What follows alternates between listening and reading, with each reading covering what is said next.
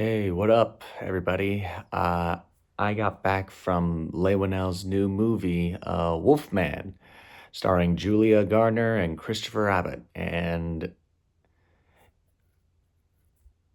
it's a 5 out of 10. Just right off the bat, 5 out of 10. Super disappointing, and I really wanted to believe that just because it released in January, it wouldn't fall into the January movie curse.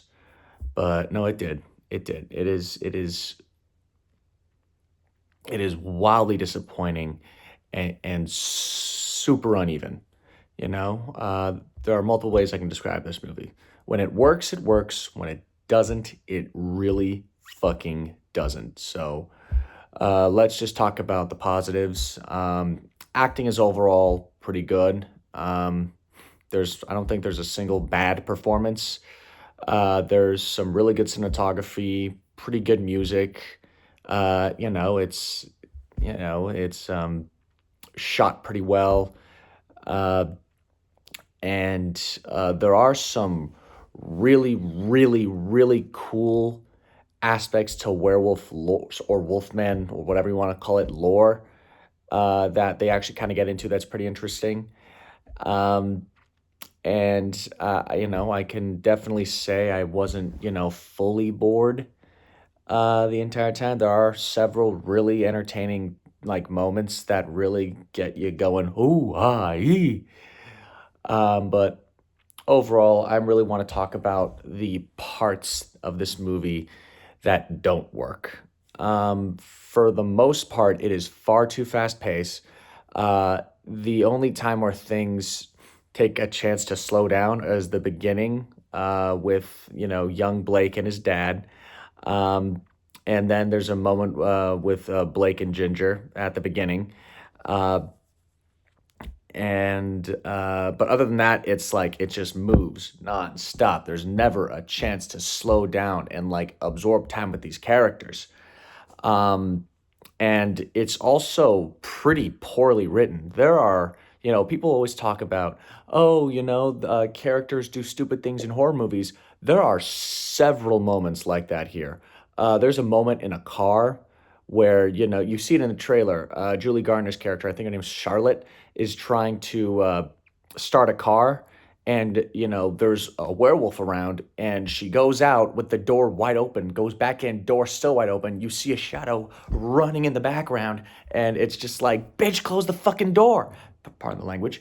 But it's really, really stupid at times. And on top of that, it's also shockingly poorly written.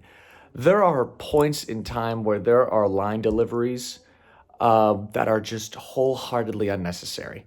There's like, for example, there's a line towards the end where Ginger's like says something that's so superfluous. Like, okay, we get it. We know what you're going for. We know what needs to happen. We know what the characters need to happen. You didn't need to say it, you know? You didn't need to say those lines. And then there's the character Charlotte. Oh my God. Charlotte, I have nothing against Julia as an actress, but she was wildly miscast in this movie, and the design of the character is also just super distracting. She has this bleach blonde short hair with like curls, and it's like it was super distracting because it just doesn't look natural, you know? And she's a big girl from the big city, and it's like, oh my God, are we really fucking doing this? And on top of that, she is her character is not well written. There's points in time where she's like, "Oh, that my daughter doesn't love me, and she loves you more," and they never do anything with that.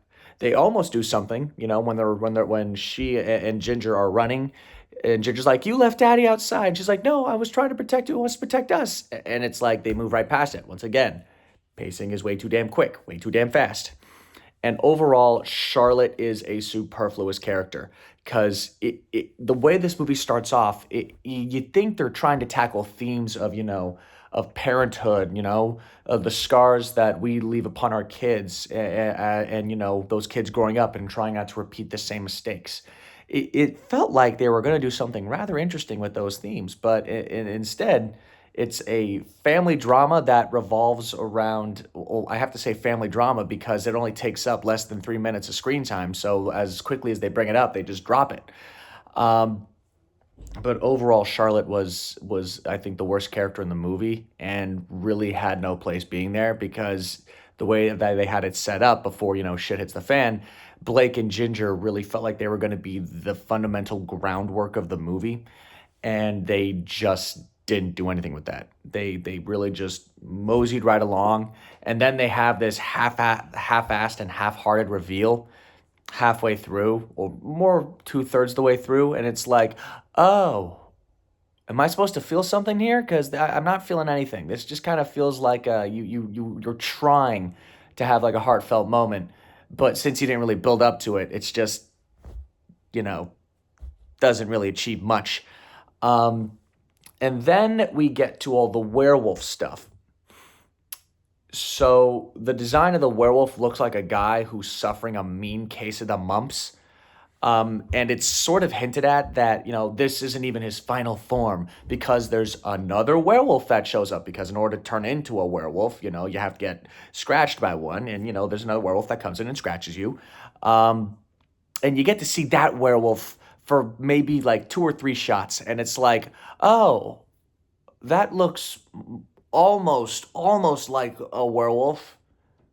So you're implying that in a couple months or maybe even a year, that's what he's going to look like?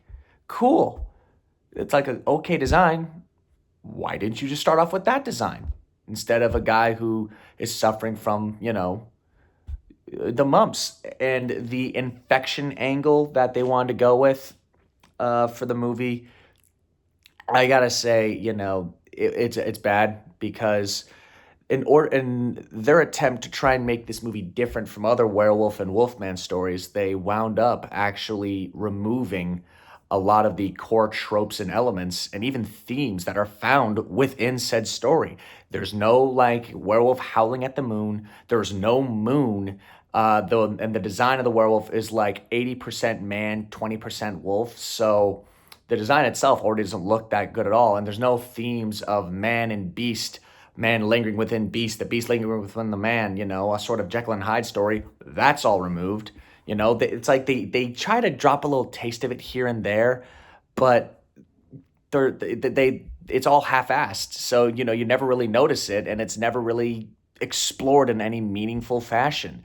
So, on top of that, there's no silver in an attempt to try and make it, I think, ground or realistic or even unique. They removed so much of the tropes that are found within a Wolfman and werewolf story. What's even weirder is that the 2010 Benicio del Toro Wolfman movie is a much more faithful adaptation.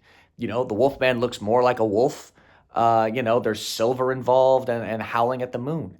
It's like, yeah, sure, if you added those in, it would have been tropish and, kind of by the numbers. But in removing them, you now essentially have made something unique in that being bland to the werewolf story. So, just because you're unique doesn't make you useful. And in them trying to be more unique, they just wound up with a bland monster movie. I walked out of this with a couple of my friends, and he actually said something that was rather interesting. He's like, the only thing that would have indicated that this was a werewolf movie is the scratch, because the main character does get scratched on his arm. And that is how he turns into a werewolf. With werewolves, you get scratched. With vampires, you get bit. And that's really the only way that you would have been able to tell that this was at least somewhat of a werewolf movie. But by that point, there's nothing that discerns this movie from, say, like an infected zombie movie, because this movie actually has a lot more in line with those tropes than you do with, say, a werewolf movie. And like I said, it's not all bad, despite the fact that there are a bunch of characters making a bunch of stupid decisions. There's only one really good jump scare, and then after that, it's just like, okay, it's like it's trying to be scary, but it's not really, not really doing much with their scares. Um, there are a couple really, like I said, there are a couple good things, and I want to get into, and that is you actually do see a lot of the infection from the werewolf's perspective. There's actually a lot of really cool and inspired things that showed true signs of brilliance. There's a shot in the trailer where we pan around Blake and Charlotte, where we see Charlotte trying to communicate to Blake, and we pan towards Blake's perspective, and he just hears, and it's like, oh, he can't understand her because now he's turning into a beast. And then, we see everything in the world lightens up because now his eyes are turning into beasts. And the more that he turns, the brighter and more fucked up looking this world becomes. There's even a shot in a barn where after Blake turns, he actually he's in a barn shrouded in darkness, at least from the Charlotte and Ginger's perspective. They're looking around, they can't see him, but then we pan around and we see things from his perspective. He can see them clear as day, and their faces don't even look human anymore. They look animalistic, thus indicating that he doesn't actually even see them as human anymore. And it's like you kind of see that maybe he's trying, and maybe they're still human. Like I said, they don't go fully into it, but it's like it's like a little sprinkle. It's, ooh, we're gonna try and tackle those themes that are commonly found in a werewolf story, but we're not gonna fully commit to them. And there's some of the action's pretty cool. There's a werewolf on werewolf fight, and there's some pretty nasty looking gore where it's just like, oh yeah, that's pretty cool. There's a scene where a man's arm's starting to fall off because of the scratch, and when he sees it, he goes, and then that's pretty cool. It's and there. I can't even say it's wholeheartedly bad. It's just super disappointing because when it works so well, but when it doesn't, it sucks. And unfortunately, I really thought that, Leigh Whannell would have been a really good pick for this after what he did with Invisible Man and Upgrade, which are two really, really good films. But I don't think he was the right pick for this because, despite some really cool direction at times, some really cool shots, the story and groundwork here are just fundamentally bad to the core. So overall, yeah, this was massively disappointing. It can't. I don't even think it really is a werewolf story. It's an infected story that just happens to almost be a Wolfman story. There's not a lot of things that even characterize it as a Wolfman story. So it's not even that scary. There's some good action, some really heartfelt moments, and overall, it's like entertaining to watch maybe one or two times, but if you were hoping for like a really good movie or even something that's even halfway decent, this isn't it. The only reason I'm not giving this a score any lower is because the acting is really good. And, when it works, it works. And on top of that, it is entertaining at times, but you're going to walk away feeling more angry than anything. So yeah, I'd say save your money. Wait until this releases on home video or streaming, because you're gonna probably have a little more fun with maybe a little bit of drinks here and there, or maybe a little bit of, But this ain't it, Chief. You're looking for a good werewolf movie.